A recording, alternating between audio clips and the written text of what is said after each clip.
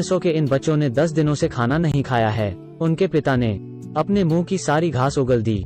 Baby dinosaur खाने के लिए प्रतिस्पर्धा करते हैं। वो नहीं जानते थे कि वो उन्हें दोबारा कब खिलाएगा। केवल स्वस्थ डायनासोर ही पूरा भोजन कर सकते हैं। पैची को लात मारी जाती है। वो छोटा था, भोजन के लिए भाइयों के साथ प्रतिस्पर्धा नहीं कर सका। पैची ने घोंसले से बाहर निकलने की पूरी कोशिश की, उस घास को खाने के लिए जिसे पिताजी ने गिराया था।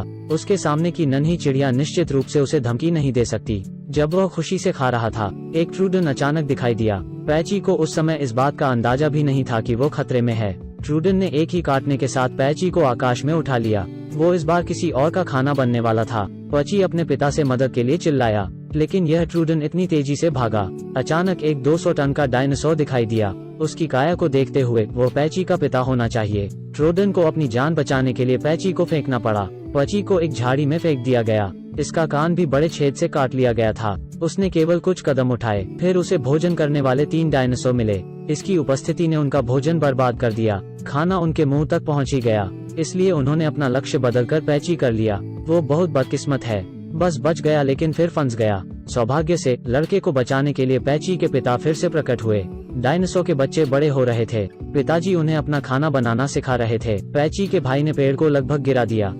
इतना अच्छा भाई देखकर पैची भी खुद को साबित करना चाहता था। उसने एक पौधे को गिराने की कोशिश की। वो न केवल पेड़ों को गिराने में असमर्थ था, लेकिन खुद को भी पेड़ पर लटका लिया। पैची को शक हुआ कि क्या दोनों भाइयों के एक ही पिता हैं। एक दिन तितलियों से खेलते हुए पैची ने जुनिपेरो नाम का एक डायनासोर देखा। ऐसे खूबसूरत साथी से मिलकर पैची तुरंत जुनिपेरो से परिचित हो गया। उन दोनों को बात करने में मजा आ रहा था। तब जुनिपर की माँ दिखाई दी। वो अपनी बेटी को जल्दी प्यार में पढ़ने देने के लिए राजी नहीं हुई, तो जुनिपर अपनी माँ के साथ चली गई। तभी से पैची रोज यहाँ आ जाता है। उसने जुनिपर को फिर से देखने की उम्मीद की, लेकिन एक कौवा दिखाई दिया और पैची से कहा कि गर्मी लगभग खत्म हो चुकी है। वो सभी दक्षिण में चले गए हैं। सर्दियों में भोजन दुर्लभ है, इसलिए उन्हें दक्षिण की ओर जाना पड़ा। कई दिनों के बाद बादलों ने आसमान को ढक लिया। मौसम तेजी से बदला।